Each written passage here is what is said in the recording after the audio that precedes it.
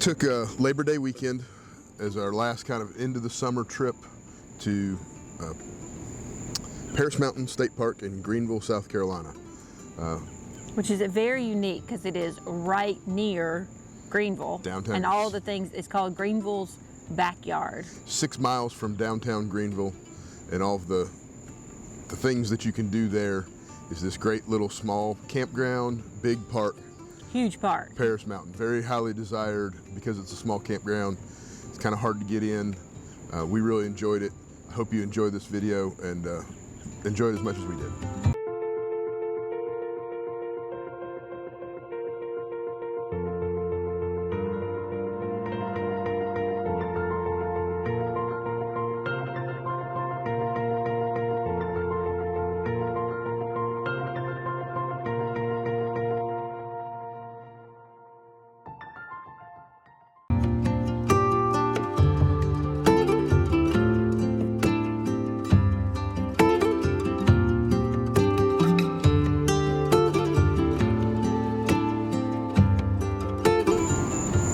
I guess it's back early summer. We decided to try and see where we were going to go for Labor Day weekend, and lucked up and there was one site left at Paris Mountain State Park.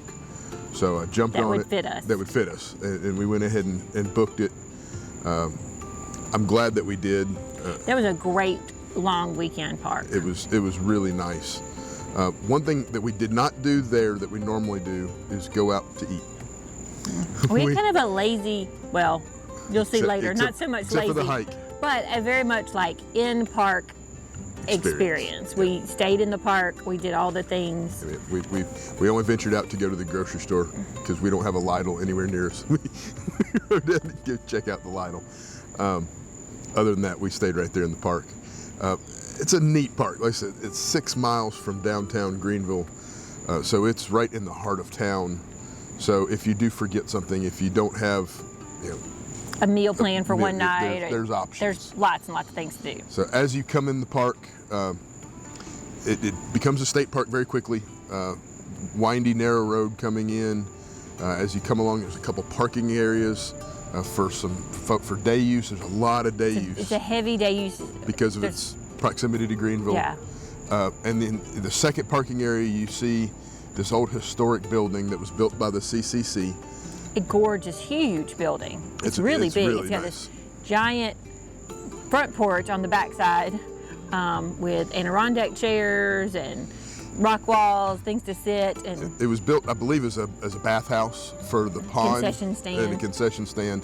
The pond was originally, this was reservoir number 2 for the water source for Greenville. Built in the like 1898-ish. They built these several filtration systems for the water. Right. But by the time the Great Depression came along, they had built reservoir number 3, so no longer were using reservoir number 2, so they decided to make it into a swimming hole for the folks of Greenville. So that's why the CCC built this facility and a number of the buildings that were there. There's some great information about the CCC at the little store office area. And they have a little museum about Greenville and about the watershed and how the reservoir systems work. And there's a really neat model, a 3D model inside of there so that you can see the mountain. And important in a little bit, you can also see the trails. So if you're going to do hiking, you can go in there and kind of see the elevation changes and where the challenges are going to come while you're doing the hikes. And Greenville is, and I'm going to say this wrong, I bet it's a monodock. A monodock. Which is basically one mountain by itself without a range. Right, in the middle of a flat area. Kind of a unique geological structure, and have it right here in South Carolina. Actually was one of our third graders' vocabulary words this fall in her South Carolina history. Yeah, so there's also, because the lake is there, it's a great little swimming hole with a sandy beach. There's boats, paddle boats, and kayaks that you can rent for a couple hours. And then there's a very nice, easy trail that leads around that pond. And to see the dam, and there's like a waterfall area. Yeah, beautiful, beautiful waterfall off the end of the dam.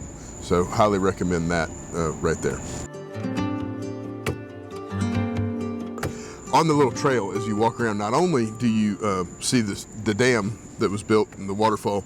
You also get to walk across this really neat bridge that was built by the CCC to kind of create that trail. It's really neat, kind of a pretty aspect of it. And then It's called the Look.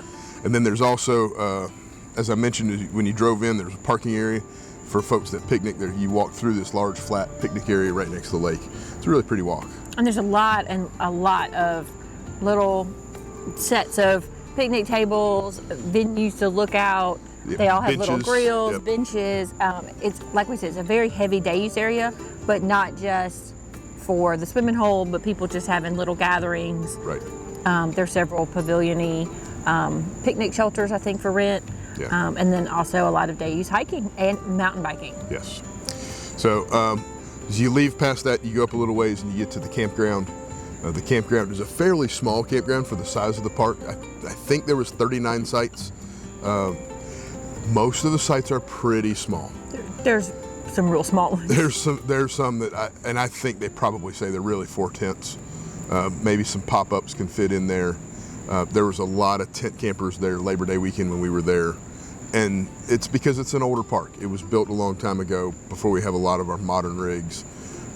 So it's a little bit on the... But we were shoehorned kind of into our space. Yeah, I'll stop here and I'll do a walk around of our site and one of the other sites next to us that was unoccupied, so you can kind of get an idea of ours and then also how small some of the other ones are. All right, we'll do a quick walk around of Site 19 here at Paris Mountain State Park. I'm going to start back here on the back side. This is a pull-through site. It says it can fit a 25-foot camper. Our box is 26 foot. We fit okay. There is a bit of a slope. You see it's 30 amp and water, all paved. But we are pretty extended on the front end because of the drop.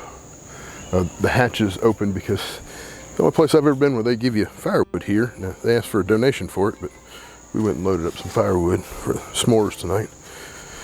Then we'll come around. Something kind of unique about this pull through is we come out right onto the main road. So the way our hookup, the way our setup is, I'm cooking right here, kind of in the median here. It's not too bad. And then all of our stuff is actually set up behind us. So it's just different, it's unique. It's an older campground. Now behind over here, this is another unique story I'll tell you about in a minute. Kind of a little, well, you'll see. But all in all, we're pretty pleased with it. We're making it work. One thing about Paris Mountain is a lot of these sites are pretty small. Site 20 is unoccupied, so I can come over here and kind of show you it. It is a very small pull through. Site 18 is right here. And then, yeah, Site 20 right here. It's really small, but then next to it you see the big old fifth wheel. So it can accommodate some big ones, but not very many. Also, one other thing, I did a little sidetrack. There is another unique thing about this campground that's right in the middle of it. Very unique. So we'll stop and I'll show you that. Paris Mountain comes with a little bit of a ghost story. When they were building the park in 1970, they came across unknown 10 grave sites. They believed to be from the 1880s. They have kept them here. They've put them behind this wooden fence. Unfortunately, in 1972, vandals took the grave markers, but the graves are still there right in the middle of the campground at Paris Mountain State Park. A little unique. So one of the things that we liked best about the campground was the hosts. It was fantastic. The hosts were fantastic. They're going to be there, I think they said through January or something like that. I think December. They were there like the last 6 months of the year. They came around with their golf cart shortly after we arrived and were setting up, asked if there was anything we needed, if there was anything they could do to help us. They were riding around constantly, asking. They're always checking in, making sure you're good. They have a donation firewood situation. It's the only place I've ever seen where you could, in essence, get free firewood. Kind of help yourself. They apparently gathered up trees in the park over the year. And he splits it. And takes cuts care it up. of it. And That was. But like we walked down, the kids and I walked down just to see it. I mean, just to know where we were going to show Daddy because he was doing some stuff. And the campground host was like, "Let's load it up." Loaded us up 2 big old buckets, put the kids on the golf cart, delivered us back to the campsite. And I was like, we got firewood. we weren't planning on having firewood tonight, but okay. And so that worked out really well. We really liked the campground. It was a good. There's a lot of kids, and of course, every time you go, it varies, but there was a lot of kids, our kids' ages, so it's a good scooter park. It's a good bicycle park if you got kids with bicycles or scooters or skateboards. It's all paved, and it's very rolling, kind of small hills. It's not like Lake Hartwell was like whoop, super steep. There was none of that, so they were able to ride their scooters pretty much all over the campground, and there was a lot of kids that were doing that. It was like a parade, and we had a lot of fun with like the neighbors. That just kind of us back and forth between several sites. It was opening weekend of college football, so a lot of people were talking college football. Had some TVs on Saturday night, or some drop screens. Yep. And one other thing that was unique to this park during the month of September. On I think it was Saturday. September and October. Is it September? I think it's a fall. Well, we'll show the flyer here. Has the dates on it. They do live concerts in an amphitheater that was built by the CCC. And has hosted huge events like Billy Graham, Strom Thurmond, these huge giant, and it's a beautiful venue. Just tucked in the woods. So they had this. You walk down a little small trail. It had this little event, Music in the Woods, and it was really nice. They had the weekend we were there. They had 2 young ladies that came and played. It was really neat. We really enjoyed that. Nice little extra.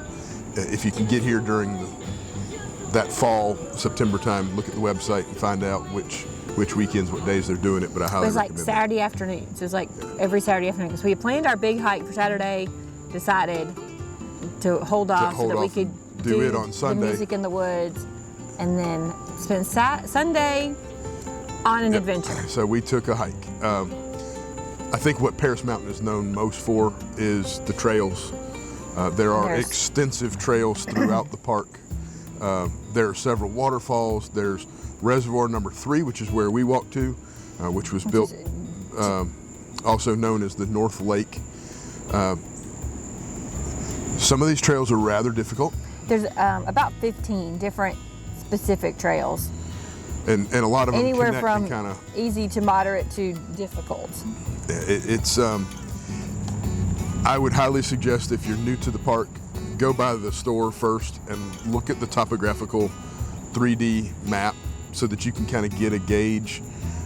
Also check out maybe all trails on app so that you can kind of understand the trails. And look at what people are saying. One of the thing that we were looking at said it was really easy at first, but there's a really steep incline at the end. Well, there was nothing saying we had to go that direction, so we took the steep incline at the beginning. So what we did, we took the Breezy Ridge Trail, which is basically a loop, and then I don't know how to say the Pissasawa, it's an Indian name. Pissasawa Trail. I'm not sure how to say it.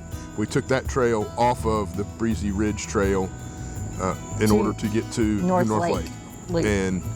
And then we just turned around and came back. You can actually do another loop that comes back around. Looking at that, there was a challenging incline coming up. And it added another 3/4 of a mile, I think. So we decided with the 6-year-old and the 8-year-old, we're trying to keep it as simple as we possibly could. Still turned out to be a 5-mile hike. According to my app, even though the elevation from top to bottom is only 800-foot difference, because of the up and down that we did, we changed elevation up 1,800 feet. So it was quite a bit of elevation climb. There wasn't a huge climb, any one giant climb, because you do drive up to the mountain, up to the parking structure, and kind of walk kind of the ridge line. But there are some big dips. Right, where you dip down, cross over some water. But it was a beautiful lake at the end, and so we took our picnic lunch. Packed a lunch, and carried carry plenty of water with you. Yeah, there's no water on the trail. Yeah, there are actually some tent sites There at that lake. At that lake. So it's a 2.5 mile in. Yeah, you've got to be a pretty adventurous soul to want to hike in with all your stuff. But it's there. There are 4 sites. Again, no water or electrical or anything. So yeah, it's the other thing to be careful about on these trails is mountain bikers. Most of these trails are mountain bike friendly. There are a couple. And it does. The maps are very good about saying which are not, and which are mountain bike trails. Also, they are not on Saturdays. There is no mountain biking. So if you're hiking and you don't want to have to encounter a mountain biker at all, Saturday's the day to do that. Because of the music in the woods, we went on Sunday. But most of the mountain bikers, they're very courteous. They were very alert, like ding their bell or hey, watch out.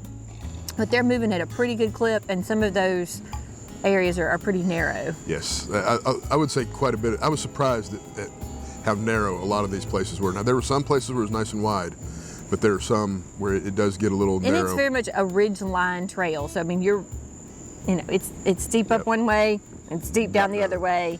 Yeah. And it's rocks, it's the mountain.